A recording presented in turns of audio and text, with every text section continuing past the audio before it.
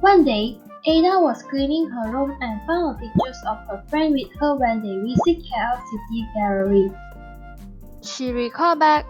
The tour guide told about how Malaysian economy transformed from agriculture sector toward a more multi-sector economy. He also showed them the future Malaysia model that become high-income country by 2020.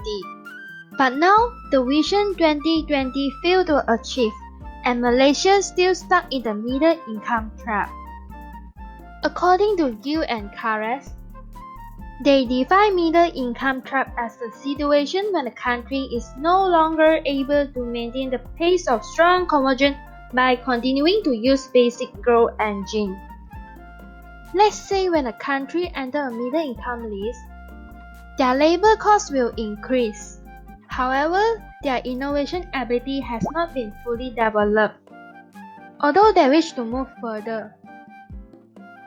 But they are unable to compete with developed countries regardless of their innovation ability and capital accumulation, and also low-income countries that have even lower wages. As a result, they find themselves stuck in the middle, and this situation called middle-income trap. But then, how do we know a country is stuck in the middle-income trap? First, we can observe a country remain in narrow income band over a long period of time. For example, 28 years to remain in certain income. Second, a country meet a certain level of income as a threshold for middle-income trap. And last one is based on a country failed to meet the benchmark for the relative income level of advanced economy. That's all from me. Thank you, Huishin, and now let's talk about the middle income trap in different countries. As a country moves towards higher income sectors, GDP per capita grows steadily over time in a stable economy, just like Singapore and South Korea. However, based on a study by the World Bank in 2012, out of the 101 middle-income economies in the 1960s, only 13 succeeded to become high-income nation by 2008, while the majority have shown inconsistent growth over the years. Amongst the countries caught in the middle-income trap is Brazil. Brazil is the largest economy in Latin America, accounting for almost 40% of the GDP of the region. Brazil was classified as an upper middle-income nation since the 1960s. However, after the debt crisis in the 1980s, Brazil has been struggling to revive its economy. Thanks to a rich resources base, Brazil was able to grow at 14% in 1973 and even surpassing UK as the sixth largest economy in the world in 2012. However, the economy then decelerated and achieved a negative growth of 3.5% in 2015. In comparison, Brazil and South Korea experienced similar growth pattern up until the 1980s. But while South Korea was able to continue grow and eventually achieve a high-income economy, Brazil has been struggling to do the same. This is because of the inadequate education, poor healthcare system, and lack of on-the-job training, which affects the nation's productivity.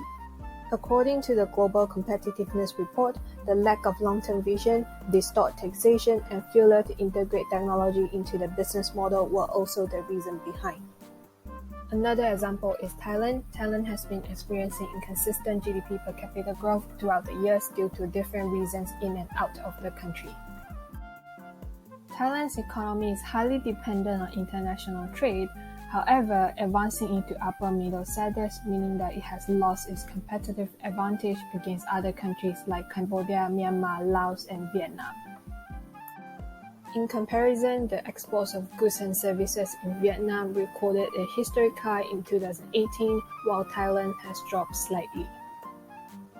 The reasons behind could be from domestic factors, which includes low R&D expenditure, aging population, and political instability, while the external factors is the trade war between US and China, which affects the global demand. This is all from me, and now I'll pass it to Kai-Yun. Thank you, Jamie. I will continue by explaining about the middle-income trap in Malaysia. According to Madi, the share of the agriculture sector in GDP had declined yearly. Malaysia had then changed its target to the manufacturing sector and has successfully transformed into a manufacturing-based economy in 1979. In the late 1990s, the manufacturing sector experienced stagnant growth. This is because Malaysia is more focused on low-skilled foreign workers instead of cultivating professional and skilled workers. South Korea and Taiwan province of China have exceeded the growth of Malaysia in the mid-70s and 80s, where their productivity rose to a great extent respectively. At the same time, Malaysia was experiencing declining productivity levels. The slowdown in productivity can be explained by the linkage of diminishing gains from low-cost labor and foreign technology imitation. Creation of new products and technology is always better than imitation for a developed country. LG and Asus are examples of branded electronic gadgets that are produced locally in South Korea and Taiwan province of China respectively. Next, education is a growth strategy for a developed country to have technological development in creating new products. Tertiary education can cultivate innovation and enhance skills and knowledge among students, which later become the future workforce. According to the global economy, the percentage of Malaysian students enrolled in tertiary education is less than the number of tertiary education students in South Korea, which show the inadequacy of tertiary enrollment in Malaysia. Services sector was the new source of growth in economic development. However, the growth in modern services was declining in Malaysia as compared to other countries. Many countries like India, China, and Singapore prefer to endorse modern services as it can stimulate their country's economic growth. Besides, Malaysia was one of the countries that spent less in R&D. In 2019, it only spent 1.44% of GDP in R&D, unlike South Korea and Taiwan province of China, they have achieved 4.55% and 3.3% respectively. Malaysia focused more on multinational cooperation on technology transfer instead of putting more effort in local technology creation like Korea did. However, MNC tend to kill domestic producers as the firm that was set up by MNC will compete with local firms. Besides, MNC had limited support for Malaysia in technology diffusion as they favored their supplier and provided limited sources to local firms. Export sophistication is important in economic growth. In comparison, South Korea had reached the export sophistication level in the 1990s that Malaysia did in 2006. Indeed, export sophistication is important for growth, financial development, and trade openness. That's all from me. Thank you. Oh, hello, I didn't see you there. So now we're going to focus on the factors that leading Malaysia into middle income trap. Before we begin, there is a growing concern of what causes Malaysia to be stuck in the middle income trap for such a long time. This situation occurs because of the country's inability to sustain rapid growth. So based on this idea, there are 4 particular factors that hinder Malaysia from overcoming middle income trap, which are insufficient access towards advanced technology, wide disparity of income, migration of high-skilled workers, and low education attainment. First, we're going to focus on insufficient access towards advanced technology. Low acquisition towards advanced technology occur due to the lack of focus in R&D area. Based on the World Competitiveness Yearbook in 2019, Malaysia was ranked 24th out of 63 with a percentage of 1.44. The highest is Korea with 4.55. However, Malaysia R&D expenditure has been increasing from year to year, but if we compare with other international countries, Malaysia is still lagging behind. Moreover, Malaysia is highly concentrated with foreign workers. For example, in manufacturing sector, it consists of 36% foreign workers that can cause barriers in exchanging knowledge. Most of these workers are usually low-skilled, so it will be a problem for them to apply and adapt to the new information gained. This situation causes worries in Malaysia communities. Next, Malaysia also suffers from middle income trap due to the wide disparity of income. Income inequality refers to the disparity in the distribution of income between individual, group, or classes. Income inequality is highly linked with human development. Low-income households will participate less in productive-driven industries due to the lack of access towards good education. Urbanization will also create larger gaps of income. This is because those in rural areas will migrate to the urban areas. This will cause the urban area to grow at higher rate.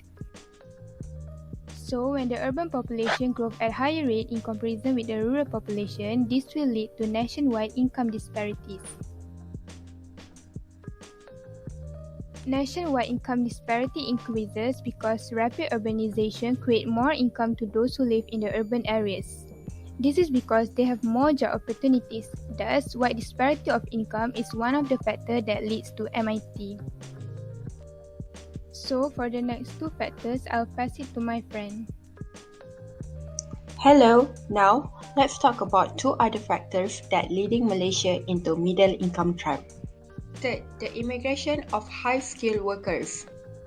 This type of immigration is called human capital flight or brain drain, where high-skilled workers left their home country to a developed country. For developed countries, they will have an increasing number of high-skilled workers due to immigration. However, for developing countries, they will suffer from decreasing number of high-skilled workers. This scenario will further widen the technological gap between the countries and make developing countries difficult to narrow the gap. Malaysia has suffered brain drain during the past year, causing Malaysia to lose its high-skilled workers and limits its ability to fully utilize competent human resources in order to maintain steady growth. Usually, immigration of high-skilled workers is caused by low wage, lack of career prospect, poor working environment, and more. Therefore, the immigration of high-skilled workers caused Malaysia fall into middle-income trap. Lastly, low education attainment also plays a role in causing Malaysia to fall into middle-income trap. Education helps a country to develop competent human capital that allows more qualified labor participants to yield higher productivity into economic growth, especially in a knowledge-based economy like Malaysia. Generally, the higher the average level of education will lead to increase of competent human capital that eventually increases labor productivity, especially in the long term. However, Malaysia still has a relatively low amount of tertiary educated labor force in 2018. Moreover, Malaysia also has a huge gap of enrollment rate in tertiary education when comparing to the higher income country like South Korea, so this will further increase the gap of quality human capital. Besides, low education attainment may be due to the standard of education, lack of interest in pursuing advanced education, and more. Thus, low education attainment leads to Malaysia into middle-income trap. With that, we proceed to the next part. Thank you, Haida and Nina. Now I'm going to talk about the ways to overcome the middle-income trap. First of all, the government should provide more incentive and promotion to the investor in order to encourage foreign direct investment. FDI play an important role in raising the economic growth, especially for developing and emerging market countries. FDI also provide an additional source of capital that helps the whole country to expand the production activity, which will then generate more profit. Besides, FDI also develop human capital resources, facilitate the transfer of technology and knowledge. It also boosts the competitiveness of local firms and enable their access to market. South Korea has encouraged private investment and consumption in order to build an open market. With that, it can drive industrial restructuring and support private enterprise. Therefore, South Korea economics is able to get back on track and retrieve vitality. Next, the improvement in people living standard. By improving their living standard, the purchasing power for consumer spending will be boosted, which will later bring out the positive ripple effect on the entire economics. Japan has introduced a strategic named Income Doubling Plan to double up the average per capita income in 10 years. So, in the commercial sector, authorities push trade liberalization and narrow the salary gap. In the agricultural sector, the government had increased the price of the farm products and encouraged the production efficiency, while in the industrial sector, they had cut tax and lowered the interest rate. In other sectors, government has invested and improved in infrastructural communication and also in technology innovation. The initiative of the government is to balance on both urban and rural area of development, which lead to increase in average income and rebalance social wealth in Japan. Moreover, the development of educational, infrastructural, and human resources are important investment in the country. Education guarantees lifetime income, which will help to boost economic growth and increase the GDP of a country. Singapore has introduced a strategic named Talents programs to encourage students to be more creative and enhance their critical thinking. Consequently, they are enabled to be more skillful and professional in their career. Singaporean government stress on three main areas: basic education, advanced education, and vocational training. Singaporean government also introduced comprehensive policy encompassing effort to attract students, tourists, international conference companies, and highly skilled foreign workers in order to work and live in their country.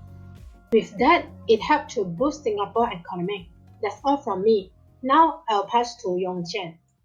Thank you, Poi. I will explain the other three strategies to overcome the middle income trap. One of them is advancement in innovative technology. Technology is crucial for long-term economic development as it can increase productivity, speed, and also reduce human error through automation. By having more of the advanced capital such as artificial intelligence, high-tech equipment and machinery, the cost of production can be reduced, as less labor is needed in the production process. South Korea is a great example, as their advanced technology innovation make them the world's #1 producer in mobile phones, display, semiconductors, and shipbuilding, mainly exporting machinery, automotive, semiconductor, and also petroleum products. In addition, a significant increase in the minimum wage is also able to tackle the middle income trap. This can eliminate the problems of high dependency on foreign workers, as it encourages local workers to find jobs. By raising minimum wage, which means income increases, purchasing power also increases, which will eventually boost local consumer markets. When purchasing power increases, this means that demand for goods rises, and this will lead to increase in productions and also employment. Developed countries usually have high minimum wage. For example, South Korea, $7 per hour. For Singapore, $5.08 per hour. However, minimum wage for Malaysia is only $1.33 per hour, which is a huge difference as compared to developed countries. We can see that increase in minimum wage reduce poverty and increase income per capita that will help to escape from the middle income trap. Last but not least, the emergence of tax cut. This is because when the income tax rate decreases, the workers will see a rise in their disposable income. And this will lead to the increase of consumer spending. An increase in consumer spending causes a rise in aggregate demand, which will foster economic growth as companies can generate more profit. Other than income tax, a reduction of corporate tax also encourages wage hikes. For example, the corporate tax of Japan decreased from 30% to 20%. This is Japan Prime Minister Shinzo Abe's most aggressive step in order to convince companies to leave 3% in wage, which he believes that this is needed to stimulate consumer spending in order to boost economic growth. Thank you Yongqian and Poi for the suggested solutions. Now we are moving on to the conclusion. The discussions in global and in Malaysia's perspectives have interpreted the middle income trap as a macroeconomics issue. We call back to the global perspective. Brazil. Even though Brazil has the largest economy in Latin America, but Brazil is still stuck in the middle income trap because it faced challenge in integration of technology with human capital, and it was difficult to maintain its growth in per capita income. Next, Thailand. Being the second largest economy in Southeast Asia, Thailand hinged heavily on international trades. However, it is still stuck in the middle income trap because Thailand suffered from financial crisis, it had less research and development spending and more aging population. We can see that these two large economies are still stuck in the middle income trap because they have common failures such as incompetencies in advancing technology and in growing productivity of human capital. Then looking back into Malaysia. After Malaysian economy transformed from agriculture into manufacturing, however, new and creative products produced by domestic technology were lacking due to low tertiary enrollment, low research and development expenditure, and high reliance on multinational corporations. The service sector was slowly gaining prominence in contributing to the output growth in the 1990s, but again, Malaysia did not take advantage to invest more in modern services that yield higher growth. Therefore, Malaysia's real GDP growth and total factor productivity could not sustain at high rate. There are few factors leading Malaysia into the middle income trap. And the factors are lacking access to advanced technologies, emigration of high-skilled workers, imbalanced income distribution, and low education attainment. There are also a few ways to overcome this problem. First, government can provide incentives for investors to encourage foreign direct investment, then develop educational infrastructures, third, increase minimum wage, and lastly, a tax cut. Hence, while the middle income trap is still an issue yet to be solved by Malaysia and other middle income countries, we do not only look at the economic growth, but also every aspect of this problem, and we should always be prepared to address it in hope that Malaysia can become a high income nation in the future. That is all from us, thank you.